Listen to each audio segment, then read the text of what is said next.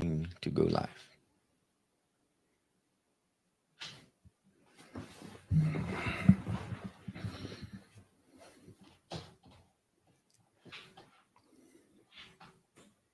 Okay. All right. Well, I think we are live, guys. For the very first time, we're giving this a shot. So if it goes horribly, horribly wrong, it's his fault. It's my fault. 100% my fault. So just bear with us. But we are excited because we've got someone on the show today that is an expert in expanded states and how expanded states can actually help with mental health and all kinds of really amazing things that we're excited to talk to him about today. His name is Michael Tierno, and we could not be more thrilled to have him with us today. So Michael, welcome to the show. Well, thank you for having me. It's a real honor to be here. It's a pleasure to have you. For those of you who are watching, if you have any questions, please feel free to lay down some comments, the questions in the comments, and we'll be happy to bring them in if I can think of it, because I'm not good at doing multiple things. So we'll give this a shot. But all right, it's like the Wild West. It is the Wild West. It feels weird, but okay, here we go. All right, Michael, we are going to talk to you about all things expanded states, and specifically, you do an ayahuasca retreat in Peru. So you've got a lot of experience with this kinds of things. But let's define expanded states methodologies just to make sure that we are on the same page, first and foremost. Sure. So I think the expanded states is anything that sort of brings us out of our regular state. So this could be deep states of meditation. It's most fundamental. It could be breath work is a powerful way to, hyperventilation, like holotropic breath work. And then of course, all of the medicines that we can use that are becoming so popular and well recognized now, and the FDA is looking into them. And there's all kinds of studies like psilocybin and MDMA, ketamine, and a whole host of other ones, LSD, which isn't being looked at that much right now because of how long it takes. So anything that kind of brings you out of your regular, sense of normality can be an expanded state. It can even be going to a dance club and listening to music real loud, and you get that feeling of a rush and like the crowd and stuff. I consider that to be an expanded state. So it's more levels of degree rather than kind, because expanded states is just anything, in my sort of vocabulary, to encapsulate everything, is anything that is outside of the regular, what you or I would consider like a regular state of being. Okay. So how does being in an expanded state, how can that be helpful? I think the most simple way to describe how it can be helpful and why it's helpful for so many things is because it gives you a different perspective. Just think about any time you have a different perspective. So we're always kind of looking through the lens of our experience and our worldview. And whenever you're in an expanded states, whenever you can be in an expanded states, it gives you an opportunity to look at the same thing from a different perspective. Classically, some examples are, let's say you're working with one that I like to use is thinking about our parents. Lots of times people have a lot of anger towards their parents, or they could have done better or whatnot. And one of the things that I've witnessed many, many times is a realization of like seeing things through their parents' eyes, not literally, but recognizing, wow, I'm a 40-year-old man. And then thinking about, I'm 50, but thinking as if I was a 40-year-old person, and realizing, oh, my dad was only 30 when he had me, and he was like younger, and I'm struggling hard. Like, when we think our parents are like, just can do it all, and we put them on this pedestal, and then recognizing that they were people too, doing the parenting thing for the first time with their own list of struggles and baggage and trauma and all that kind of stuff. A lot of times seeing that perspective of like, whereas always blaming them for not doing things the way you wish they had been done, and saying like, wow, they were really trying to do their best, and recognize that from a deep, primordial place. Right. That's a different perspective, and it can be for anything. So I should mention that our mothers are watching this right now. So are they though? Be careful. I mean, hopefully, but No. Wait. So everything you said, 100%, Mom. But you think about, And I have thought about like situations where my family, you know, my parents did their best, but I guess I never really thought of it like with the grace I've given myself, like, oh, I've never done this before. Well, they had never done it before either. So yeah, when you put it in that perspective, I'm like, okay, Right. maybe, you know, things are different than I thought. And that's the thing, right? When people think about expanded states, ayahuasca, psilocybin, all that kind of things, you think about it's a drug, right? It's something that makes your mind think in a different way, and because of all the stuff that's happened in the 60s and 70s, I got a bad rap. But there are, to Michael's point, there are a lot of studies right now. We talked to Jonathan Robinson, who talked about MDMA, that helped PTSD tremendously. Yeah. But I loved the fact that you called out so many other things other than just ayahuasca, psilocybin, MDMA, and LSD. You actually talked about breath work. You talked about dancing. I mean, it is like any kind of shamans, right? Native Americans use drum circles and dancing to get themselves in a different mindset. So I love that we're expanding the conversation. This is not just about ayahuasca and drugs. It's actually about finding a way to alter your state of thinking so that you can allow alternate methodologies to come in. Yeah, does that make sense? Yeah, alternate perspectives is how I like to phrase it. That's great. So when you're doing, when you're dancing or, you know, listening to the trance music, how do you, and can you get in this state? And then when you really want to start thinking about things later, like once that music's gone, how do you stay in that state so that you can really kind of think about these things that you need to work on? That's when you use mushrooms. Well, because I understand, because that stuff's still in your system, but once the music's gone, it's hard to like keep, you know, in that flow. Right. Well, with all expanded states, the reason they're, you know, expanded and why they're not part of regular reality is because if you were in an expanded state all the time, you really couldn't function. Well, right. True. Like think of the concept of ego loss or ego death. It's a very powerful experience. But without your ego, you wouldn't know where to put the spoon to your mouth, at least at the most like basic level. You need to know who you are to interact with the world at some fundamental level, just to eat, just to like go about your day. So the important thing, I think, when we're going into any expanded state is to start off with an intention. Just say like, what am I? And then let that intention go and let whatever, you know, your divine guide or whatever, you know, believe is that source that's behind the window of all the defenses and stuff to give you the answers that you're looking for so that you can live a better life. But the idea is you don't want to be in an expanded state all the time. You want to use it very judiciously, very consciously, and with you know, at least directed towards some sort of purpose or intention or aspiration.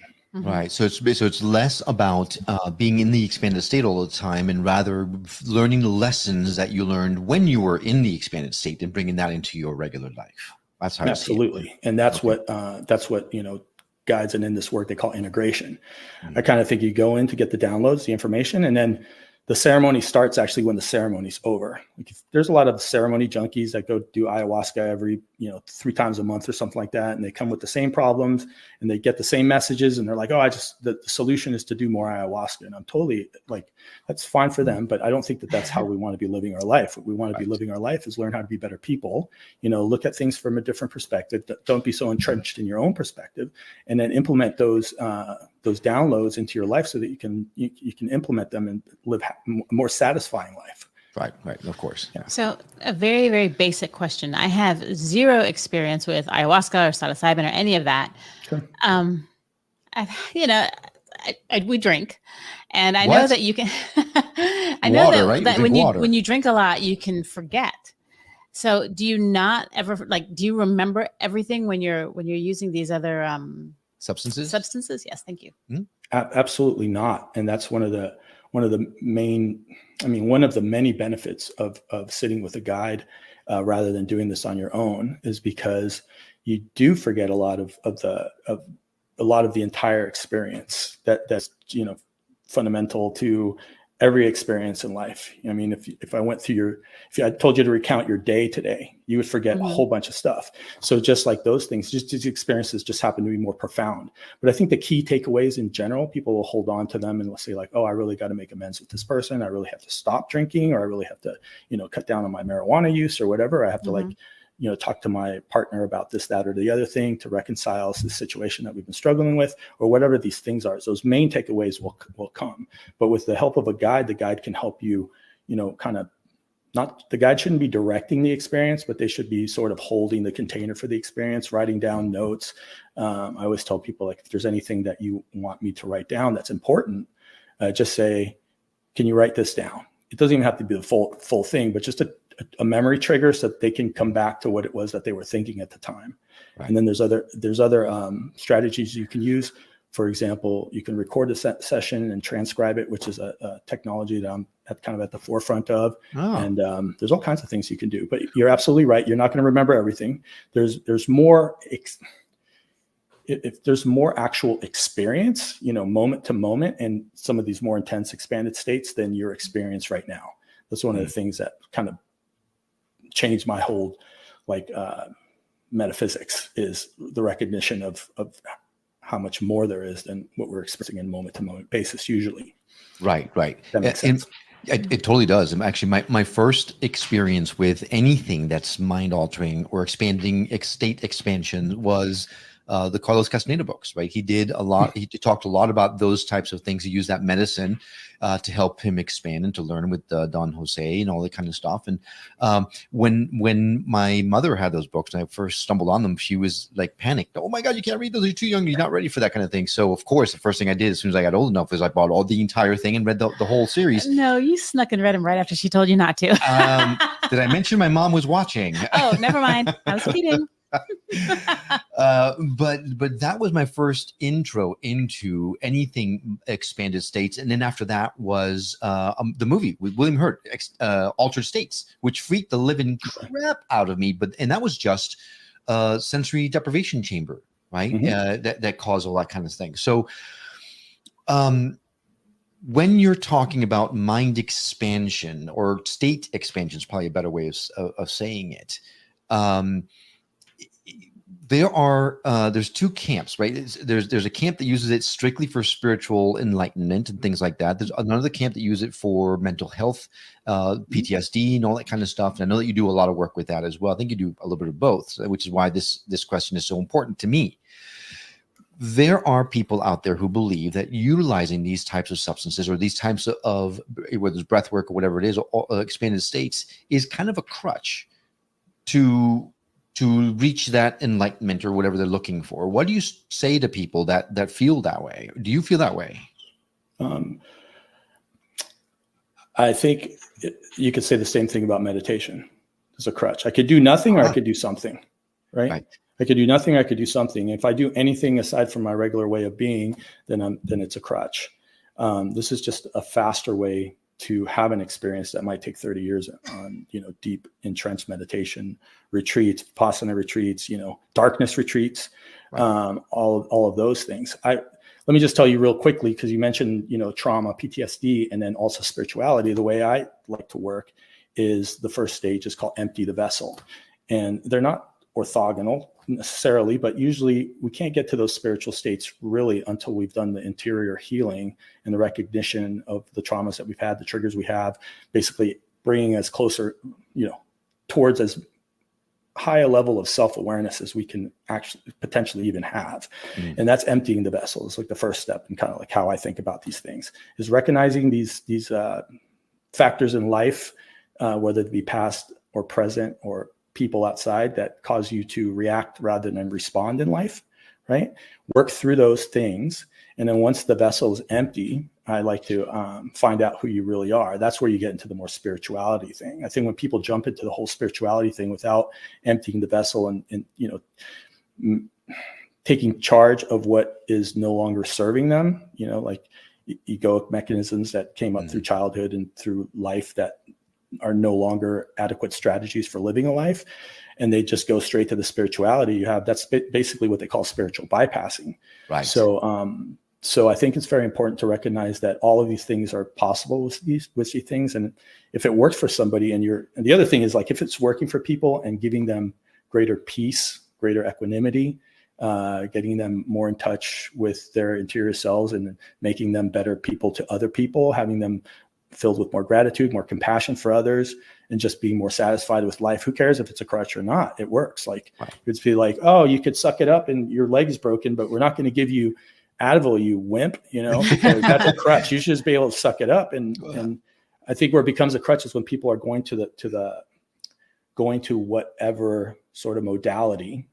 And it doesn't just have to be psychedelics or expanded states, but just go for whatever modality just to say that they're doing something, or because they're enthralled by the modality itself. Sure. And that's where it could become a problem. But it's these, especially like psilocybin, absolutely not addictive. And, people are not racing every day to have a psilocybin journey. Right. And I know I put you on the spot, so I apologize, Michael, but that was a perfect answer. And it has nothing to do with the fact that I actually do have a broken leg right now. And I'm using crutches. So. And taking the Tylenol. Gosh, I just had a question and that threw me thinking about the crutches. I remember. So it has what to do with what you're talking about, because you mentioned it, but you mentioned something I'd never heard of before. I'm kind of like a pit bull. I'm like clomping. I can't let go until I know what it is. You said something about a darkness retreat. That sounds a little freaky to me. So what is that? It's a retreat that's in darkness.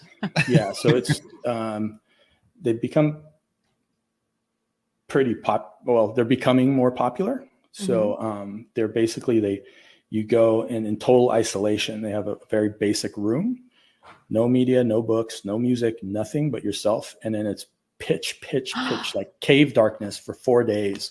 What? There's like an airlock kind of situation where they'll slide the food in there so that you eat, but you're in perfect darkness. So like a little porta potty?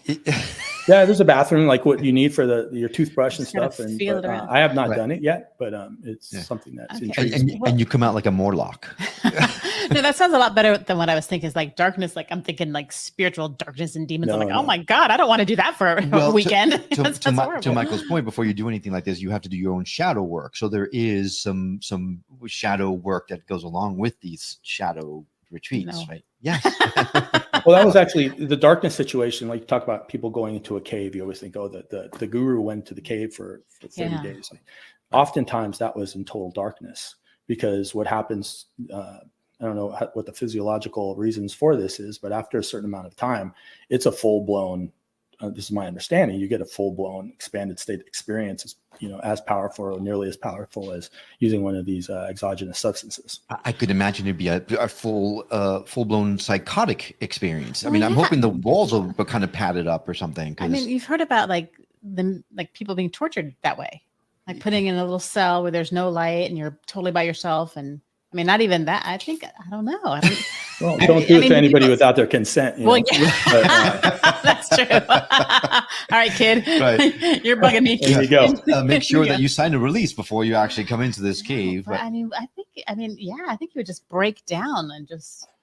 Well, that's the point, right? Yeah, that's all of these things are at its most like, in some ways, people are really ego resistant. They have these structures. Sometimes there is a point of breaking down where the ego structure can't hold on anymore, and they get past it. And then they work past it and they realize why it was there in the first place. And then they're like, oh, realize it's no longer serving them. And then sometimes it's as quick as that. There's a lot of people who, just recognize how some behaviors are not working out in their life, and they just will never take, some substance that they're abusing for the rest of their life after one of these experiences. It's been known to happen. And it's usually not a painless process, but there's no growth without pain usually. Right. Yep. Wow. And that's where I was going to take it, because for those of you who are watching or listening to this, this is not it's become a real fad, right? The ayahuasca trip is like a big thing now in spiritual circles, and I got to do this. And people come out of there sometimes really traumatized in large extent. To your point, they have maybe not have done their shadow work before they got out there, and they see things that really scare them or something along those lines. And this is not an easy fix. This is not like, do you take a pill and you're good? There is a lot of work that goes along with it, including and especially the fact that you are emptying yourself and facing the parts of yourself that need the most help. So it is not an easy little fun weekend trip. This is work that you're putting into this. And I would say to that point also that I don't have a good number to say it. I mean, a good number, like a specific empirical value to give you, but most of the time that people go to like an ayahuasca retreat and come back traumatized is because they went to a place that didn't know what they were doing. Like, quite honestly, there's places there's a lot of places that are just like, oh, let the medicine do its healing magic and whatnot. And it's like, in that voice too, right? Yeah. And they don't have a support. The retreat center doesn't have a support structure. They don't have knowledgeable retreat facilitators who know how to work with people in both during and after the experience, right? And they're kind of most retreats. I'm going to say 75% of retreats, basically, like there's one in Florida. It's quite well known. They let you, you have your experience, and you're sitting in a hammock for the days that you're not. There's not a lot. There's a little bit of interaction, but it's not like a real thoughtful approach towards integration. And in the actual experiences themselves, they'll just let you go through it without, like at Heart Sanctuary, the one that I co-founded in Peru. Like, we have a process. Someone's having a hard time, they say help. Only one of the facilitators will, check in on them. If they need to go outside for some air and have a conversation and a change of place, they're not going to be just left in the dark room to like work out their demons. Right. So I think like we've never had anybody say anything but like this was the best experience of our life. And I think it's because we're not of the just let the medicine do what the medicine does sort of thing. And the people we have working down there are super high integrity. And I could say that for a lot of other places, but it's not the case. It's not the case that 100% of ayahuasca retreat centers and ayahuasca facilitators really know what they're doing. Right. So there's different levels. There's ones that are medicalized, where they have a team of doctors and psychologists for like, for like heavy duty, issues that people are struggling with, like, let's say heroin or meth addiction and stuff like that. There's levels of trauma and life anguish or whatever that, we would refer somebody to a different retreat center, because we're kind of like, the 75% of trauma, Sure. You know what I mean? Sure. Yeah. So as with everything and anything, you have to have discernment. You have to know, Absolutely. You have to go to the reputable places. You have to do your homework and find a place that makes the most sense for you, because not everyone is on the same path. Let's put it that way. Yeah. And some people are shopping on price. Oh, I got an ayahuasca retreat for $300 for 5 days. Like, why are you guys charging this much money? It's like, well, because you won't die. I went to the fast food chain and they only charged me $9. Why can't I go to French Laundry? Why is the French Laundry so much more expensive? It's not a perfect analogy, but that's what I mean. Sometimes you get what you pay for. You have to expect to pay a minimum amount to have somebody who cares enough and is qualified enough to like offer the support that people need. And that's the key. That's qualified enough. Because anyone I can, hey, I got a shingle. I'm an ayahuasca integration coach now. And absolutely. I have no idea how to. All over the place. Yeah. So how does this work, like, legally? I mean, is that like, I have no idea about this stuff. Is ayahuasca legal? Like, is it like? It's not legal in the United States, and it's technically not legal in Peru either, unless you are somebody who has like a special certificate. Somebody that I'm connected with down there actually has a certificate from the Ministry of Culture as a keeper of the medicine, like to like showing that they know the indigenous ways. They're indigenous Shipibo, and that they actually are like vetted to like be like an authority on that way of serving the medicine. And it also has from the Ministry of Tourism that also vetted this man. And so it's decriminalized, but they also, Peruvian government, it's like marijuana was in the Netherlands, 10 years ago, decriminalized, but you go to any coffee shop in Amsterdam, you could get as much marijuana as you like. That's a legal status. The last time I checked in Peru. In the United States, the ayahuasca vine compound, which is the harmine and harmaline alkaloids that come out of there, those are legal in the United States. What's not legal is the secondary component of ayahuasca, which is the chacruna or the NN-DMT component. Gotcha. Which is the part that's more responsible for like the visionary state part of it. Right. But they both have visionary components and opening components to them. Both plants. Sorry. It's okay. So I'm glad that you mentioned the indigenous, because there has been some reports of late that the indigenous peoples in some of those places are really not happy with what is happening now with the ayahuasca resort industry, because there is, it is a very sacred medicine that they've used for so many years, and for someone to come up with and put up a hammock and do drink some ayahuasca and hang out in a hammock, it's not really what it's about, right? So the fact that you're working with indigenous peoples to help bring this to the folks that actually truly want to use it for the right reasons, I applaud you for that. So thank you for so I'll speak a little bit more of that, just to be clear, make sure I'm not misrepresenting it.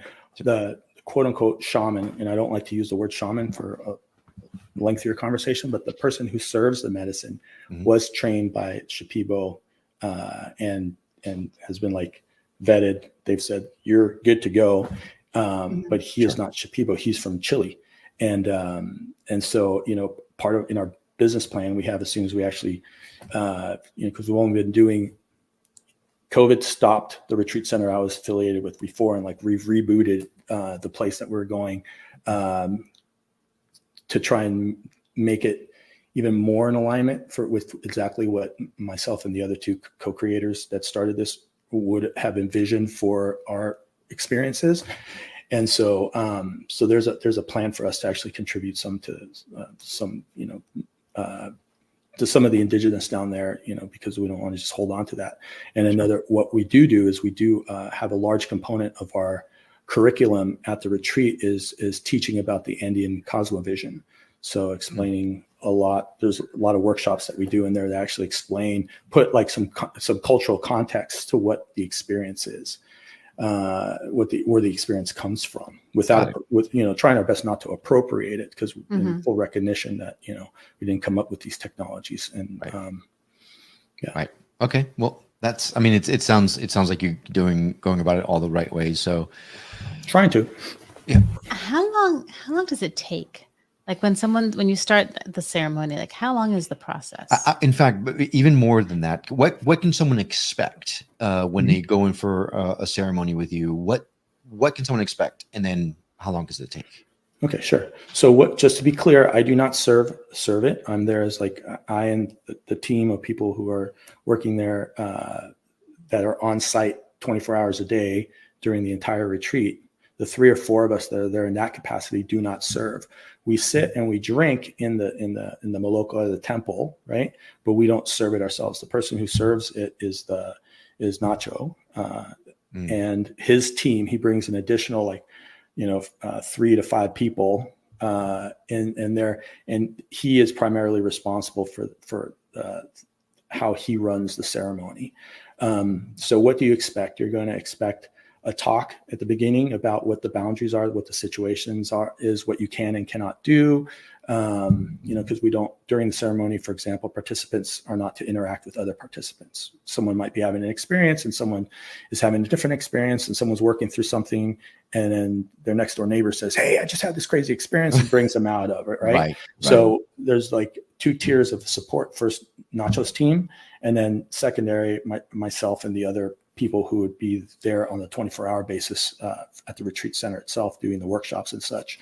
So you get a primer on what the rules are of engagement there, and we're very strict about those rules because we don't want anybody to. We want a best experience for everybody, and you have to set those boundaries. And then, basically, in the procedure that we have, everybody goes up, they sit, and they will take the first cup of the brew. It's pretty bitter. It's not pleasant tasting. It tastes like a little bit like acrid prune juice, I would say. Ooh. And then there's then you go back to your mat, and you're encouraged to sit up, but you can lay down if you like. And and during this part, when everybody has drunk and sit together, it's quiet, so there's no sound. As soon as the medicine starts to come up, as determined by Nacho, or this is pretty much the standard sort of protocol for most ceremonies.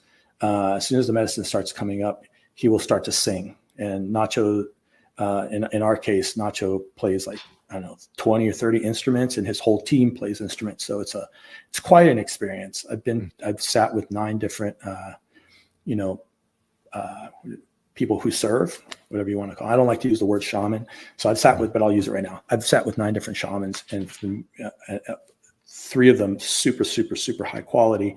But in terms of like the beauty of the ceremony, have not seen or heard anybody who even compares to like the music and the fun that happens throughout, and the technical prowess of like the engagement with the medicine itself and music as medicine.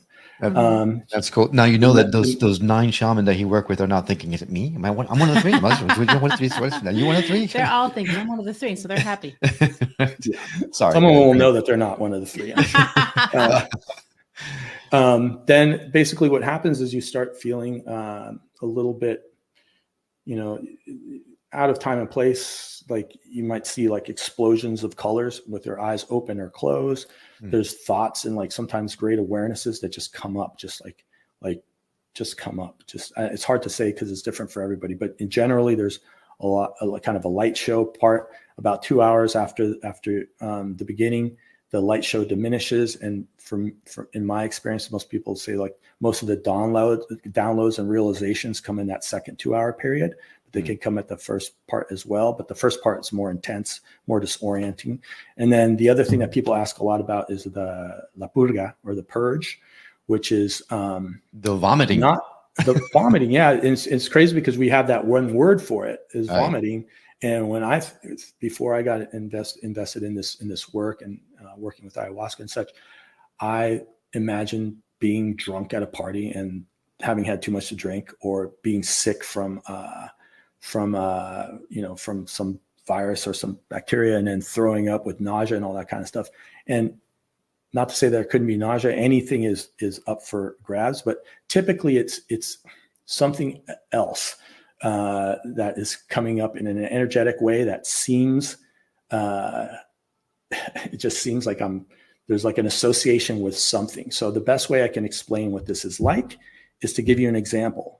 Okay. If you're cool with that. Absolutely. So I was doing a ceremony, I don't know, at some point in time as a participant. And it was during the time of all those school shootings. I don't know if you remember, it was probably like before COVID, like 6 years ago. There was like every week for like a 2-month period. There was how we forget. Yeah. But it was like, just like bam, bam, bam, like every week. Yeah. And as a person who has no power to make any or a solution for that, I had unknowingly been harboring this deep sadness about hearing about these children and their families and all this kind of stuff. And it was just kind of like hearing it and kind of like not really knowing how to, like, what to do with it. Right. But just hearing it and hearing it. And so my purge that night was basically a real realization, that I wasn't doing a good job of defending against the sadness that was coming into me. I was just not recognizing it. So the sadness was coming in.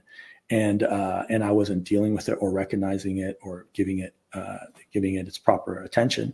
And then all of a sudden, once I like fully realized this, I felt like this tingling sensation coming in from all sides, and then all of a sudden, blah, right into the bucket. And it was like, whew.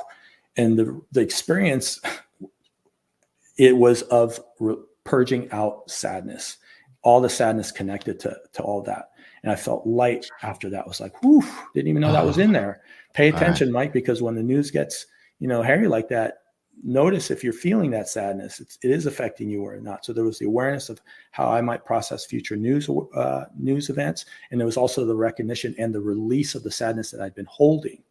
Right. Does that make sense? The other thing is, the purge itself does not look like normal food vomit. So you can imagine 30 people. This is one of the questions that I've asked a bunch of people. No one's been able to give me the answer. It's like, why doesn't it smell in there like a bunch of people vomiting? Because it does not. It doesn't. No, it does not. And I've asked a couple, and they're like, I don't really know. That's that's just the way it is. So it does not smell at all like a whole bunch of people vomiting. So what comes up also doesn't look like vomit. It's usually like black and sticky, like more. It's kind of a weird thing. I don't. It's there's not a lot of people. I've not heard of anybody studying the component processes of the components of the ayahuasca purge, but it's just not the same thing. Yeah, I can only imagine people not wanting to study the purge vomit stuff. So I mean, you make it sound so much better, right? Because you hear about it all the time. In fact, we know someone that went to a retreat, and she spent the entire time purging. It was a terrible experience for her because she did the entire time was purging. And then I think it was the second time she went. But anyway, it just sounds terrible. And you think, right, to yourself, when you mentioned when you were drinking, right? When you're drinking, you are poisoning yourself. So your body is like blah, and expelling all the poison. So in a way I see it, the way I heard it just now, is you're expelling the poison inside of your soul. And that, when you think of it that way, that's a beautiful way of thinking about it. I'm not sure if I want to do it still, but it sounds way better than vomiting up what you just ate the day before. It does. So how aware are you during all of this? Because so I saw the movie The Doors. Mm-hmm. Maybe that might have been peyote. I don't know, but he was like, woo, out of it. But you're telling me that you can know not to talk to your neighbor and know to grab the bucket. You're not just like a hot mess going through all this? Because that's what I imagine. I just, the way people described it to us makes it sound like you're just out of it. Well, there's different degrees. Like I've done it a lot of times, enough times. People who have done it, you know, there's a way of finding yourself in the space, in that, you know, expanded state where you can, that's how, you know, Nacho, he drinks like 150 times a year, right? Because he's running all these retreats and diet and dietas and all this kind of stuff. And he's playing literally, I've seen him play, you know, a flute with one hand, sing, go back and forth from the flute, and playing tablas with the other hand, and shaking a tambourine with his foot simultaneously. And, you know, between he and I know that he actually drinks more than the participants, but he's just used to be able to operate in that space. So it's like if in anything, as you do it more, you're just more attentive to what's going on and able to experience it. I have a challenge out there for like real people who consider themselves ayahuasca connoisseurs, and it's only for them. I have because I'm part of this guide network, this guild of guides, and I said if anybody wants to go down there and to check it out, because I'm looking for them to refer clients to that retreat center. I said you go down there, and if it's not in the top 5% of your experiences, I'll give you your money back, like straight up. Because I know it will be. And the reason I can only tell that to people who have a lot of experiences is because someone who's gone for the first time doesn't know what even is going on. And they're kind of lost in the sauce and they don't realize what is actually going on. But someone who's comfortable in the medicine space, they can see like, oh, I know what's going on. I understand what the facilitators and what the shaman are doing. And like, damn, this is like next level. So that's my challenge to the green grow connoisseurs of the world, the sommeliers of the ayahuasca world, self-proclaimed sommeliers. Right. The like what foodies, the ayahuascoodies. Well, cool. I mean, it sounds like an incredible place. But it also sounds like you don't want to be in a room when it's all first timers. Yeah, you know, people handle themselves quite well because you're not going to be walking around. You're on a mat, right? You're comfortable, and there's a lot of people. At least at our place, there's a lot of people looking out for you, and you can always remember to say help and someone will attend to you within 30 seconds. Someone will be at your side to sometimes it's like help, and they come up, what's the matter? It says, I can't find my water bottle. Oh, okay, well here's your water bottle. Sometimes, so it's not as of course. Yeah, it's not as you're not as lost in the sauce as you might think. Okay, and it also ayahuasca in particular comes in and out.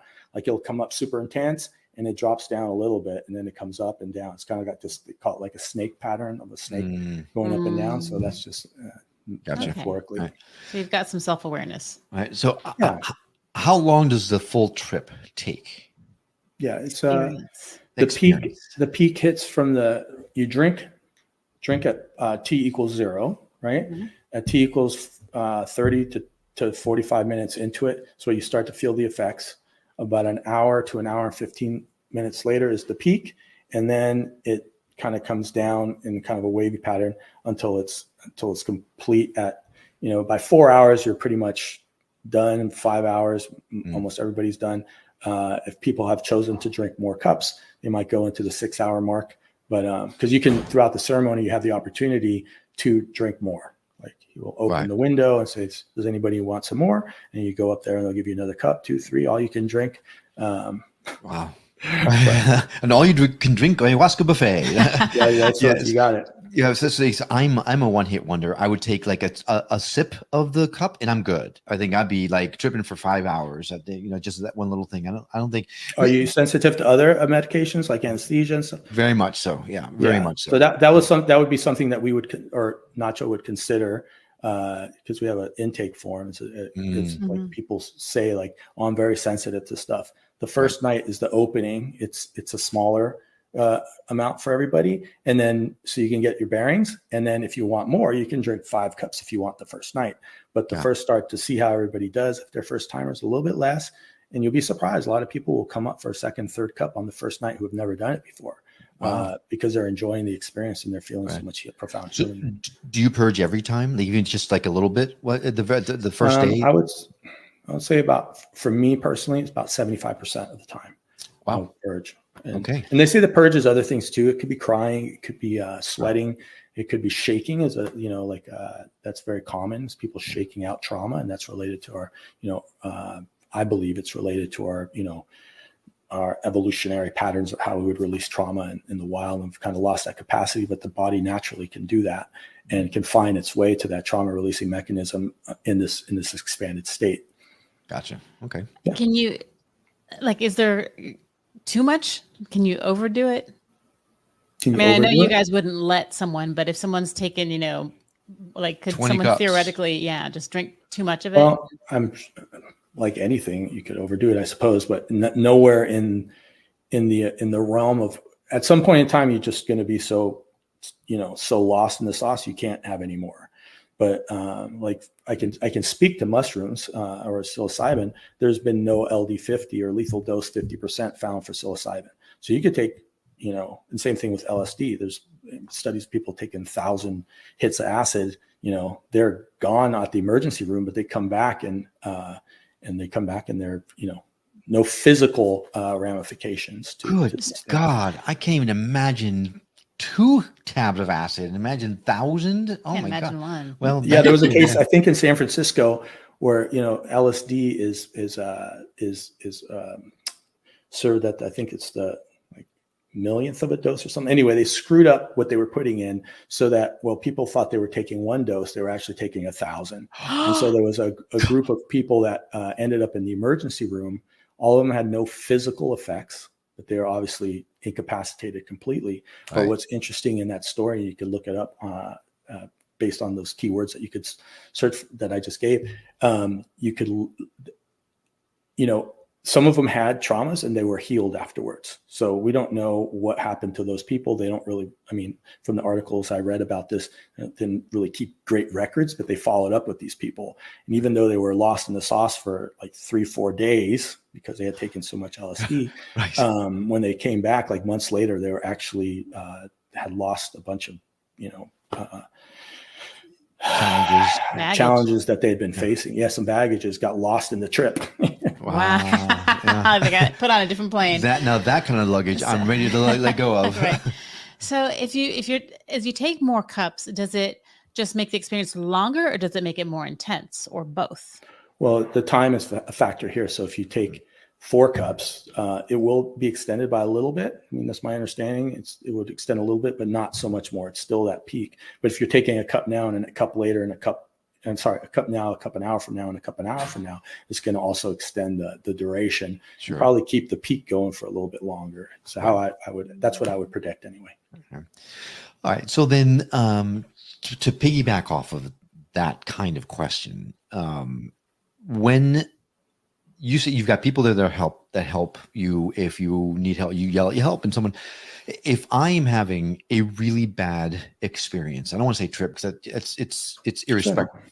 Having an intense experience, yeah. Yes. If I say help because I'm really I'm losing my mind because I'm so lost in sauce. What can you do to help? I mean, is there anything that people can do to help you like come down off of a bad experience? Absolutely. Well, first of all, absolutely. There's a whole bunch of stuff to do. And that's why these things should not be ever taken by yourself, especially if you don't have experience with them.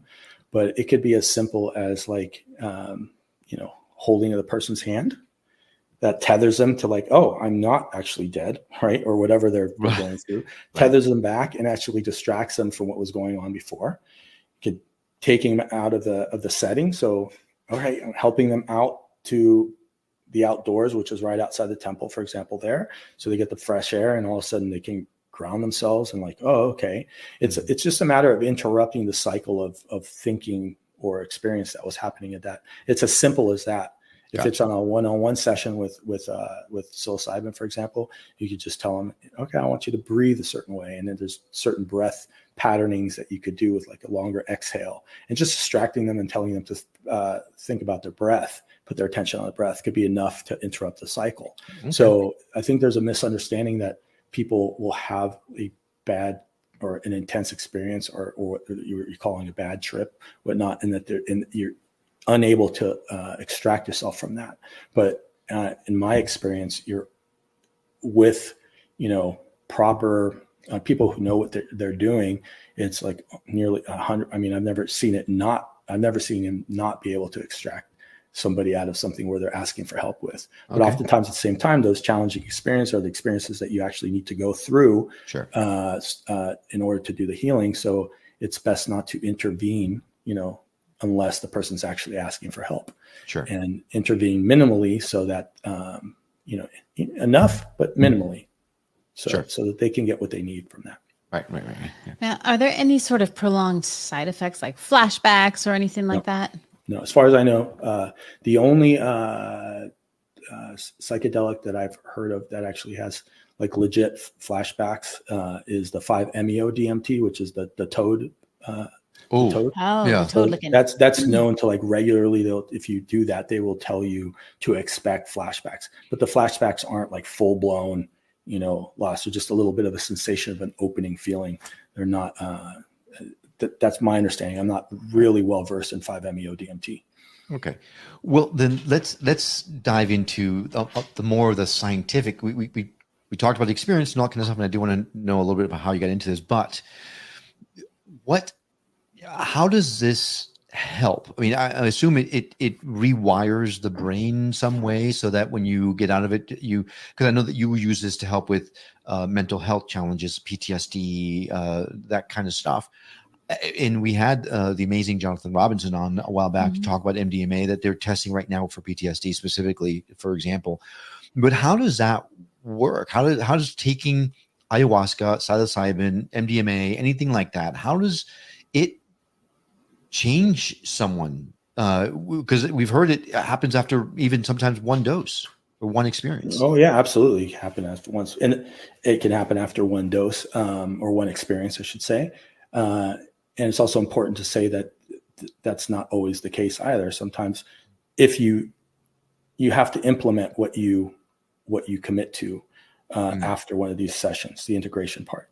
How does it work? That's a tricky question. I mean, the indigenous will tell you a completely different mechanism of action than somebody from Johns Hopkins, for example. And how it actually works is, I don't think people totally know. I mean, there's some stabs in the dark at how it actually might work, but I think it has to do, I mean, you're asking what I think, so I can't tell you if this is right or wrong. Of course. But if you just think about the known neuroplasticity and neurogenesis that happens after these things. So there's all kinds of new neural connections that happen, and just know that that's happening, right? So that does happen. That's been known and studied across most of these, definitely across the ayahuasca and the psilocybin and LSD. So knowing that, and then using the analogy that's used in Michael Pollan's book about the ski slope, right? So do you know that analogy? Have you heard of it before? Well, I'll tell it for the audience because not everybody will know. Please So do. if you've skied before, like you go in the mountain, so we're going to say like when you're a child, the whole mountain is, you get the freshies. There's nobody skied on the mountain before yet on that day. They've groomed it. It's all nice. You can go anywhere you want, right? Because there's no tracks to pull your skis in a certain direction. Right. Over life and through trauma and whatever happens through the experience of living this life, the mountain, now thinking about going further into the ski day, tracks start happening in the mountain, and like all these people have been skiing the same trail. All of a sudden it's harder to get out of that rut. So you're thinking about the same thing, and it's leading to the same behaviors and the same emotions because you're kind of in this rut, which is like a ski track. And so what happens oftentimes with these medicines, whether it's a function of the medicine itself or it's the function of grooming that mountain again, making all these tracks smooth for a bit and having the shift in perspective so that you're looking at the same problem from a different sort of frame of reference. And together, those two things allow you to make new tracks in a more directed towards a better way of a new way of being in the world. So make new tracks. I love that analogy. That makes so much perfect sense. It does. It's a great way of looking at it. I really love it. And then also when you're over your skis, that makes more sense too. Right. So then what, you have some experience, you have quite a bit of experience in this. What kind of things have you seen it help with?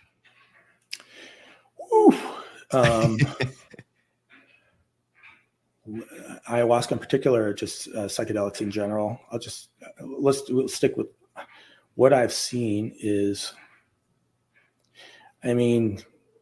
I've seen from physical things. Like I'll give you one example for the physical. It's just a super small, seems kind of not that important example, but it's true. It's my experience, and I wasn't expecting this. So I used to be prone to, when I get stressed out, what are those fever blisters, those gnarly like canker sores or whatever that's on your mouth, on your lip. And I used to get them about once or sometimes twice a month if I was dealing with some stressful stuff at work, right? And I didn't come in. This was not an intention for me at all. I just thought that this was my life. This was just part of living, and other people get them. And, 90% of the people have that oral thing. And during my first session, I heard a voice saying, "This is going to hurt." And what I experienced was, because I had one at the time of my first, because I was nervous traveling by myself and all this kind of stuff. So I actually had one of those fever blisters, and it felt like someone was putting a Bic lighter up to my lip for about 2 minutes. God. 2 minutes. And that was 10 years ago. And in that time, I've only had 2 in the last 10 years. Wow. So that's an example of one, of a physical one. I have more examples of physical healings. People have healed, greater things, but I think it's important to, talk to your doctor and all that kind of stuff. Of course. This isn't the thing. But I know that some physical healings can happen. And then just a lot of self-awareness of like how you've been operating in the world in ways that are not sustainable and not real for having a good life. I'll give you another example for myself because it's the easiest to conjure up since they're the ones that I've thought about. I realized when I first went to Peru, one of these days I recognized that there was like some kind of shame inside this person, inside Michael Tierno, right? That I wasn't quite aware of in a surface way day to day, but it was there all the time anyway, operating. I don't know, from a child, I didn't even know what it was from. And I did the kind of a mental arithmetic of figuring out that there didn't seem to be any basis for carrying around this shame, and I let it go. And I also made the connection of like that this shame was tied in some way to drinking too much at parties and whatnot, like using using the alcohol to overcome this internalized shame that I was experiencing on like a base rate and not aware of. And then I stopped drinking for like 3 years, like just not a single craving. That actually happens a lot. People giving up habits, either stopping completely or decreasing a lot. Other things like, if your partner may be at odds, you might have like not such a great relationship sometimes. And then you realize maybe your contribution to that thing, you can come back and say, well, I just had this change of reference, and I kind of understand what you've been yelling at me for the last 5 years, or whatever. I'm just making things up now. Right. The classic thing for PTSD is separating out the chain of events that happened during a PTSD episode, where they feel like they're actually re-experiencing the event. Firecrackers go off, and someone's can't help but just immediately shift into that zone.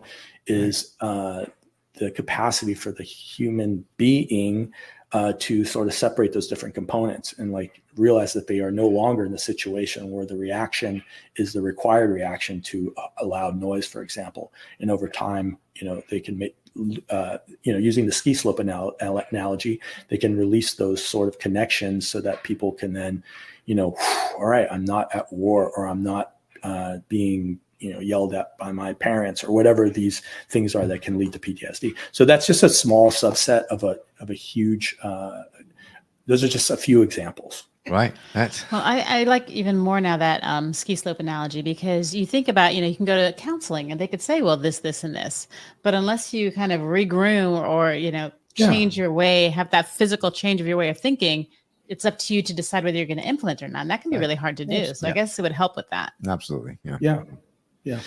Okay. So if someone wanted to, they're convinced, they've listened to this now for the last hour, and they're convinced they want to experience it for themselves. First and foremost, they've worked on themselves. They've done their shadow work. Now they feel that they're ready to go. How does someone discern? How does someone decide who they go and do these ceremonies with? What's the best way to pick somebody? All right. So first, let me just tell you what the biggest problem is that don't go to friends and family necessarily. Right. You hear necessarily, right? Well, the first it's kind of tricky, right? Because most people have only experienced with one person. So they've gone to one place and they have an experience. It's, 90% of the time it's going to be powerful and life-changing, right? So you go to this one person, they have experience with one shaman, let's say, and they think that this is the guy, right? And they tell everybody that this is the guy. So I think one of the things is to do a little bit more investigation as to what, like in terms of an ayahuasca retreat place, like what is their kind of like, look at what they're offering besides the medicine, look at what their approach is in terms of how they serve it, like what their philosophy is, look at what their approach to safety protocols is. Do they have one? What is their, how do they handle difficult situations? Like if someone is having an intense experience, if their approach is to just let the medicine do the work and let them writhe around as long as they want under the assumption that they're getting what they need, right? That would be a place that I would definitely just cross off my list right away. And that's actually now that I'm thinking about it, that's actually what I would ask your friend that went to an ayahuasca experience and he only has that one. Ask him, well, how did they this would be the question I asked, and I just came up with it right now. How do they take care of people who are having a hard time? And what are the rules of engagement in the ceremony? And what other sort of integration activities do they offer besides the actual ceremonies? Those would be the three questions. And if they say, well, they actually have a really good protocol that if someone needs help, they have an identified protocol to engage with people who are having a hard time, that's a huge green flag. Okay, they know what they're doing and they're not just going to quote unquote let the medicine do the work. Right. If they're giving you integration activities more so than just a group integration where everybody just has to sit and discuss, but if they're giving you activities on the off days where that are targeted towards the ceremonies, or that's another green flag. Okay. And if they have they can speak to a safety protocol. What would happen if somebody had a heart attack? Irrespective if there's medicine, like what, how do they know, like how close is the nearest hospital, right? Or the nearest medical facility, sure. Right? Just that they know means that they're aware that this is a possibility, not because of the psychedelics itself, but shit happens, Sure. Right. And, it could be just somebody is not feeling well. Like, what is the protocol for that? Like, where is the nearest medical facilities? Right. And then what was their experience? How did they feel? how well did they feel attended to and listened to and understood and held in the container of healing by the facilitators who are running the show, right? Did the people who are running it, were they really keen and interested in understanding what my experience is and working with me to help me like sort through what could have been the most profound experience of my life? Or they're kind of like, they kept to themselves and they just kind of let the thing run itself. Right. Those would be some questions that I would ask for a retreat center. All right. Primarily. Cool. All right. So I feel way, way, way more educated on ayahuasca now. You've cleared up a lot of myths that we've heard, and we're excited. So where do we sign up? No, if someone wanted to actually reach out to you, maybe go to one of your retreats, because you have a retreat center that you work with men a lot. I mean, but if someone wanted to reach out to you specifically and wanted to work with you, what's the best way for someone to one-on-one or at the ayahuasca place? Either way. Okay. Well, my personal website is michaeltiernoguide.com. Okay. We also, so michaeltiernoguide.com, that has everything on there, but it's, there's a lot of information there. There's a whole bunch of essays I've written. There's a whole bunch of content there. Then if you want to go to Peru and have what I think, at least in my mind, is in the top 5% of ayahuasca experiences that a person could have, that's heartsanctuaryretreats.com, heartsanctuaryretreats.com. And then if there's men out there that are interested in something that at the moment is focused on men, we have something happening in the United States a few times a year, and that's called Men of Integrity, and that's moi.community, moi.community.